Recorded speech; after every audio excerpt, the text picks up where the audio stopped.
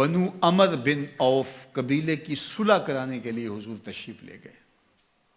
واپسی آتے ہوئے وقت کچھ لگ گیا. صحابہ یہ سمجھے کہ حضور کو وہاں مصروفیت زیادہ ہو گئی ہے تو چلو نماز کا وقت جا رہا ہے تو ہم جماعت کر لیتے ہیں.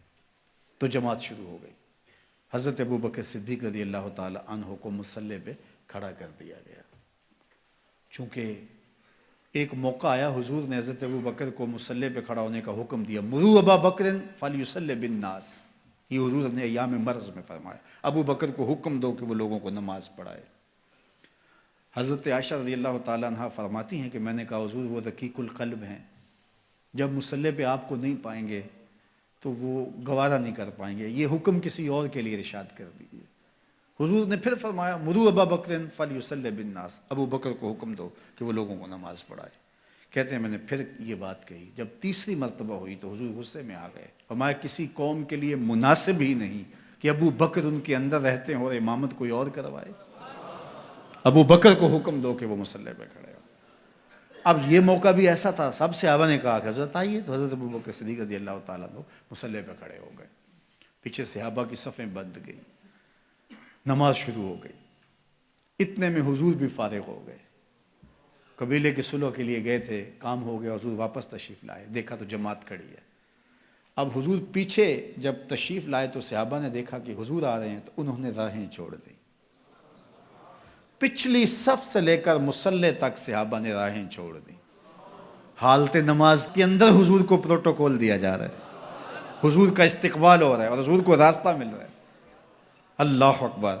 اب صدیق اکبر رضی اللہ تعالیٰ عنہ نماز پڑھا رہے. لا یلتفت یمینا ولا یسارا. آپ جب نماز پڑھتے تھے اتنا انہماک ہوتا تھا کہ دائیں بائیں کی خبر نہیں ہوتی تھی.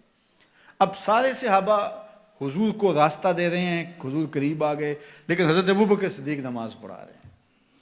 صحابہ نے اپنے ہاتھوں کی پشت پر تصفیح کی.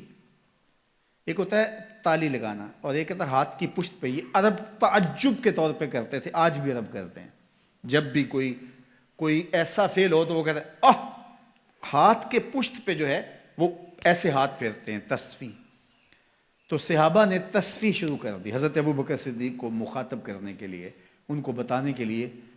اب ایک نے کی، حضرت ابوبکر صدیق نماز پڑھاتے رہے، دوسرے نے کی، تیسرے نے کی، حتیٰ کہ اکثر نے ایسے تصفیح شروع کر دی.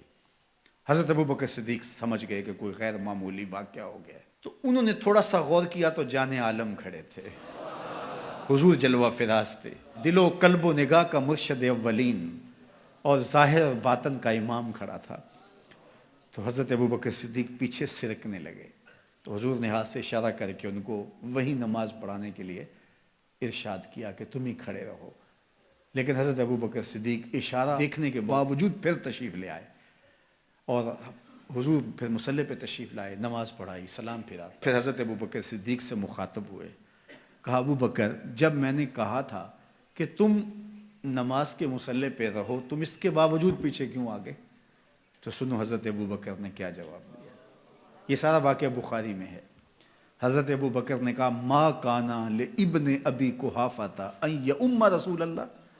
یا رسول اللہ صلی اللہ علیہ وآلہ وسلم، ابو قحافہ کے بیٹے کی یہ جرأت کب ہوئی کہ رسول اللہ کے آگے کھڑا ہو کے نماز پڑھائے؟ اللہ اکبر. اب حالت نماز میں حضرت ابوبکر صدیق رضی اللہ تعالی عنہ پیچھے سے رکھ گئے اور حضور مصلی امامت پہ آتے ہیں. صحابہ نے راستہ چھوڑا. یہ ہے رسول اللہ کی تعظیم، یہ ہے رسول اللہ کا پروٹوکول.